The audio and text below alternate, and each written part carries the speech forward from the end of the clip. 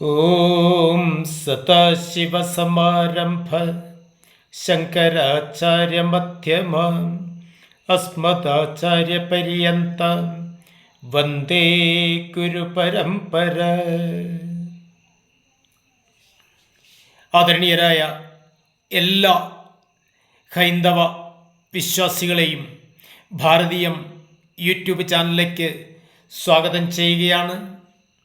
കഴിഞ്ഞ വീഡിയോയിൽ നമ്മൾ പ്രതിപാദിച്ചത് ക്ഷേത്ര ആരാധനയുടെ രഹസ്യവും ആ ക്ഷേത്ര ആരാധനയ്ക്ക് ആധാരമായിരിക്കുന്ന തന്ത്രശാസ്ത്രത്തെക്കുറിച്ചുമായിരുന്നു. ഞാൻ പറഞ്ഞിരുന്നു, കൊല്ലവർഷം 400-നും 800-നും ഇടയിൽ കോഴിക്കോട് ഭരിച്ചിരുന്ന മാനവിക്രമൻ എന്ന സാമൂതിരിപ്പാടിൻ്റെ സദസ്സിലുണ്ടായിരുന്ന 18 കവികളെക്കുറിച്ച്. അതിൽ ചേന്നാസ് നാരായണൻ നമ്പൂതിരിപ്പാട് നാളിതുവരെ ഉണ്ടായിട്ടുള്ള മുഴുവൻ തന്ത്രശാസ്ത്ര ഗ്രന്ഥങ്ങളെയും ക്രോഡീകരിച്ചുകൊണ്ട് അദ്ദേഹം എഴുതിയ തന്ത്രശാസ്ത്ര ഗ്രന്ഥമാണ് തന്ത്രസമുച്ചയം. തന്ത്രസമുച്ചയത്തിൽ തന്നെ 2 ഭാഗങ്ങളുണ്ട്, തന്ത്രസമുച്ചയവും ശില്പസമുച്ചയവും. ഇന്ന് 90% താന്ത്രിക ആചാര്യന്മാർ അവർ ക്ഷേത്രപ്രതിഷ്ഠയ്ക്ക്, ക്ഷേത്ര നിർമ്മാണത്തിന് ഒക്കെ ഉപോത്ബലകമായി സ്വീകരിക്കുന്നത് തന്ത്രസമുച്ചയമാണ്. ഈ തന്ത്രശാസ്ത്രത്തിൽ പൊതുവെ പറയുന്നത്, ഞാൻ ആദ്യം തന്നെ സൂചിപ്പിച്ചിരുന്ന ഈശ്വരൻ ഈ പ്രപഞ്ചത്തിൽ 2 രൂപത്തിൽ കുടികൊള്ളുന്നുവെന്ന്. തന്ത്രശാസ്ത്രം പറയുന്നത് ഈശ്വരൻ ഈ പ്രപഞ്ചത്തിൽ 5 രൂപത്തിൽ കുടികൊള്ളുന്നുവെന്ന്. പരം, വ്യൂഹം, വിഭവം, അർച്ച, അന്തര്യാമി. ഇതാണ് 5 രൂപങ്ങൾ. പരം എന്ന് പറഞ്ഞാൽ തന്നിൽ നിന്ന് വേറിട്ട് നിൽക്കുന്ന ഈശ്വര തത്വമാണ് പരം. അഥവാ താൻ ജീവാത്മാവാണെങ്കിൽ ഈശ്വരൻ പരമാത്മാവാണ്. അപ്പോൾ ദ്വൈത ഭാവത്തിലുള്ള താനും ഈശ്വരനും 2 എന്ന ഭാവത്തിലുള്ള ദ്വൈത ഉപാസനക്രമമാണ് പരം. അടുത്തതാണ് വ്യൂഹം. വ്യൂഹം എന്ന് പറഞ്ഞാൽ കൂട്ടം. ഒരുമിച്ചിരുന്ന് ഈശ്വരാരാധന നടത്തുമ്പോൾ അവിടെ ഈശ്വരൻ്റെ അദൃശ്യ സാന്നിധ്യമുണ്ടാകും. നമ്മുടെ കുടുംബ പ്രാർത്ഥനകൾ, അതുപോലെ സാമൂഹ്യ അർച്ചനകൾ, അതിൻ്റെയൊക്കെ രഹസ്യം ഇതാണ്. അതാണ് വ്യൂഹം. മൂന്നാമത്തേതാണ് വിഭവം. വിഭവം എന്ന് പറഞ്ഞാൽ അന്നം. നമ്മളൊക്കെ പറയാറില്ലേ, നമ്മൾ വിഭവസമൃദ്ധമായ സദ്യയാണ് കഴിച്ചത് എന്നൊക്കെ. അപ്പോൾ അന്നം ഈശ്വരനാണ്. അന്നം ഈശ്വരൻ ആകുന്നത് എങ്ങനെയാണ്? നമുക്ക് പലപ്പോഴും സംശയം ഉണ്ടാകാറുണ്ട്. യഥാർത്ഥത്തിൽ അന്നം ഈശ്വരനായതുകൊണ്ടാണ് പഴമക്കാരൊക്കെ, നമ്മുടെ പൂർവികരൊക്കെ ആഹാരം കഴിക്കുമ്പോൾ നിലത്ത് ചമ്രം പടിഞ്ഞിരുന്നാണ് ആഹാരം കഴിക്കുന്നത്. ചോറും കറികളുമൊക്കെ വിളമ്പി വെച്ച് കഴിഞ്ഞാൽ ആദ്യം ചെയ്യുന്നത് ഭോജനമന്ത്രമുണ്ട്. ഓം യന്തു നദയോ വർഷന്തു പർജന്യാഹ സുപിപ്പല ഔഷധയോ ഭവന്തു എന്ന് തുടങ്ങുന്ന ആ ഭോജനമന്ത്രം ജപിച്ച് കഴിഞ്ഞാൽ ഒരൽപ്പം ജലം കയ്യിലെടുത്ത് അന്നത്തിനു ചുറ്റും ഈശാനാന്തം പരിഷേകം ചെയ്യും.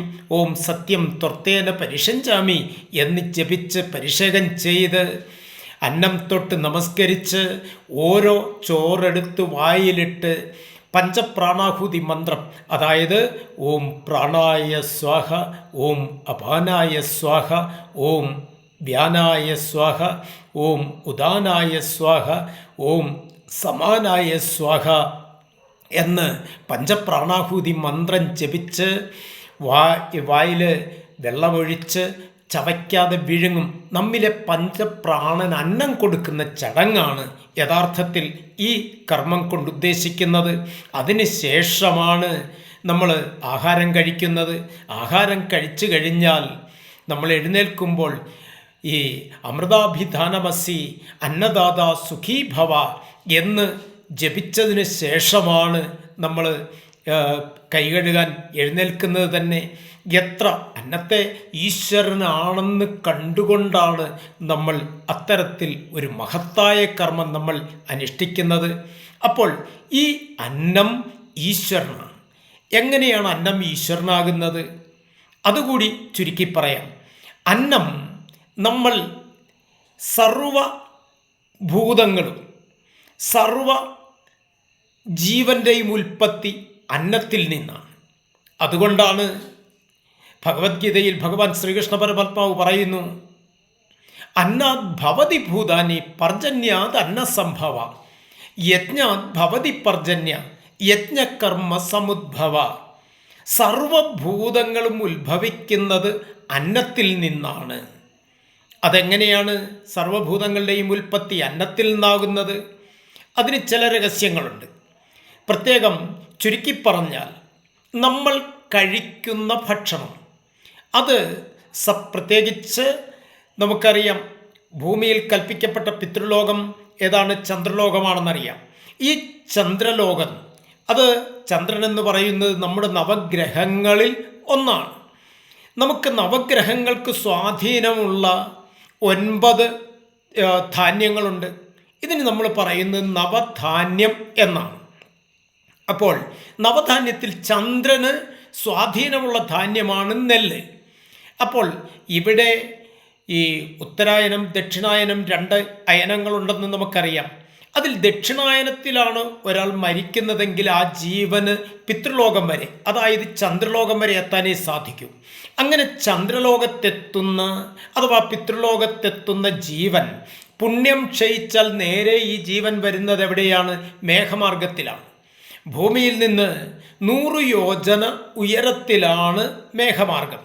അങ്ങനെ മേഘമാർഗത്തിൽ നിന്ന് മഴയോടൊപ്പം ഇത് ഭൂമിയിൽ പതിച്ച് ചന്ദ്രന് സ്വാധീനമുള്ള ആ ധാന്യമായ നെല്ലിൽ ഈ ജീവൻ കലർന്ന് ഇത് കഴിക്കുന്ന വ്യക്തി ഈ ആഹാരം സപ്തധാതുക്കളിൽ പചിക്കും. ഏതൊക്കെയാ സപ്തധാതുക്കൾ? ത്വങ് മാംസ രക്ത അസ്ഥി വിൺമൂത്ര രേതസാം സമ്മേളനം പഞ്ചഭൂതക നിർമ്മിതം. ത്വക്ക്, മാംസം, രക്തം, അസ്ഥി, മലം, മൂത്രം, രേതസ് അഥവാ ബീജം. ഇങ്ങനെ ഇത് 7 തിരിയും. ഇതിൽ രേതസ്സാണ് സ്ത്രീയുടെ ഉദരത്തിലെത്തുന്നതും അന്നേ ദിവസം ഇത് കലലം എന്ന അവസ്ഥയിലെത്തും. 5-ാമത്തെ ദിവസം ബുദ്ബുദാകാരമാകും, അഥവാ കുമളയുടെ രൂപത്തിലാകും. 10-ാമത്തെ ദിവസം ഇത് എലന്തക്കയുടെ രൂപത്തിലേക്ക് പരിണമിക്കും. ഇങ്ങനെ ഓരോ ദിവസവും പ്രസവ സമയം വരെ ഒരു ഭ്രൂണത്തിൻ്റെ വളർച്ച, ഒരു ജീവൻ്റെ വളർച്ച ഒന്നൊന്നായി നമ്മുടെ ആചാര്യന്മാർ പറഞ്ഞു വച്ചിരിക്കുന്നു. ഇത് എത്രയോ ശാസ്ത്രാതീതമാണ് എന്നുകൂടി ചിന്തിക്കുമ്പോഴാണ് നമ്മുടെ പൂർവികർ ശരിക്കും ആരായിരുന്നു? അപ്ലൈഡ് സയൻറ്റിസ്റ്റുകളായിരുന്നു എന്ന് നാം മനസ്സിലാക്കിയിരിക്കേണ്ടത്. അങ്ങനെ ഇതാണ് അന്നം. 4-ാമത്തേതാണ് അർച്ച. അർച്ച അതവിടെ നിൽക്കട്ടെ. 5-ാമത്തേതിലേക്ക് നമുക്ക് കിടക്കാം. അന്തര്യാമി. അന്തര്യാമി എന്ന് പറഞ്ഞാൽ തൻ്റെ ഉള്ളിലുള്ള ഈശ്വര തത്വമാണ് അന്തര്യാമി. നമ്മൾ യേശുദാസിൻ്റെ ഒരു കീർത്തനം നമ്മൾ കേട്ടിട്ടുണ്ട്.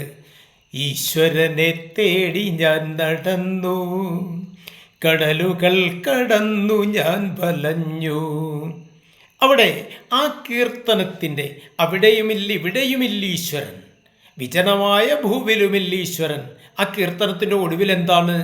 ഒടുവിൽ എന്നിലേക്ക് തന്നെ ഞാൻ തിരിഞ്ഞു എന്നാണ്. എന്താണ്? നമ്മൾ നിരന്തരം ജപിക്കുന്ന ഒരു കീർത്തനമുണ്ട്. എളുപ്പമായുള്ള വഴിയെ കാണുമ്പോൾ ഇടയ്ക്കിടെ 6 പടിയുണ്ട്, പടി 6 കടന്നവിടെ ചെല്ലുമ്പോൾ ശിവനെ കാണാവും ശിവശംഭോ. ഏതാണ് ഈ എളുപ്പമായ പടികൾ? എളുപ്പമായ വഴി എന്താണ്? അവിടെയാണ് നാം മനസ്സിലാക്കിയിരിക്കേണ്ടത്. നമുക്ക് നമ്മുടെ നട്ടെല്ലിനുള്ളിൽ ഒരു അതിസൂക്ഷ്മമായ ഒരു നാഡിയുണ്ട്. ഈ നാഡിക്ക് നമ്മൾ പറയുന്നത് സുഷുമ്ന എന്നാണ്. ഈ സുഷുമ്ന നാഡിയിൽ 6 സംവേദക കേന്ദ്രങ്ങളുണ്ട്. അതാണ് ഷഡാധാരങ്ങൾ എന്നറിയപ്പെടുന്ന മൂലാധാരം, സ്വാധിഷ്ഠാനം, മണിപ്പൂരകം, അനാഹതം, വിശുദ്ധി, ആജ്ഞ.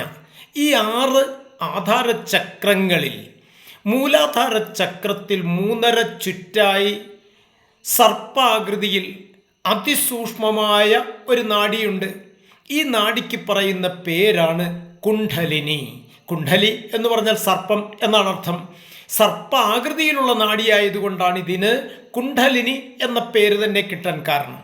ഈ നാഡിയെ ഉണർത്തി ഉയർത്തി ഓരോ ആധാരചക്രങ്ങൾ കടന്ന് സഹസ്രാര പത്മത്തിലെത്തിക്കുന്ന രഹസ്യമാണ്, അഥവാ അതിനെ നമ്മൾ സദ്യോമുക്തി എന്ന് പറയും. ജീവിച്ചിരിക്കുമ്പോൾ തന്നെ ജീവൻ മുക്താവസ്ഥയെ പ്രാപിക്കുന്ന അവസ്ഥ. അത് മരണശേഷമുള്ള മുക്തി, അത് ക്രമമുക്തി എന്നും പറയും. അപ്പോൾ സദ്യോമുക്ത അവസ്ഥയെ പ്രാപിക്കുന്ന രഹസ്യമാണ് തന്ത്രത്തിൻ്റെ ആധാരം. ഇതുകൂടി നമ്മൾ മനസ്സിലാക്കിയിരിക്കണം. അപ്പോൾ ഇതാണ് തന്ത്രശാസ്ത്രം. ഇനി ഇതിൽ അർച്ച, നാലാമത്തേതിൽ അർച്ച എന്ന വാക്കിൻ്റെ അർത്ഥം വിഗ്രഹം എന്നാണ്. അർച്ചകസ്യ പ്രഭാവേന ശില ഭവതി ശങ്കര. അർച്ചകൻ്റെ സാധകൻ്റെ ആ ശക്തി അഥവാ ആ ഉപാസനാ ബലത്തിനനുസൃതമായിട്ടാണ് ശിലയിൽ അഥവാ വിഗ്രഹത്തിൽ ആ ദേവചൈതന്യം, ഈശ്വര ചൈതന്യം വർദ്ധിക്കുന്നത്. ഇതിൻ്റെ രഹസ്യം അതേക്കുറിച്ച് നമ്മൾ അടുത്ത വീഡിയോയിൽ പ്രതിപാദിക്കുന്നുണ്ടാകും. ഈ വീഡിയോ നിങ്ങൾക്ക് ഇഷ്ടപ്പെട്ടുവെങ്കിൽ ദയവായി ഇത് സബ്സ്ക്രൈബ് ചെയ്ത് ലൈക്ക് ചെയ്ത് ഷെയർ ചെയ്ത് പരമാവധി ഈ സന്ദേശം എല്ലാ സനാതനധർമ്മ വിശ്വാസികളിലും എത്തിക്കണമെന്ന് താഴ്മയായി അപേക്ഷിക്കുകയാണ്. എല്ലാവർക്കും സാദര നമസ്കാരം.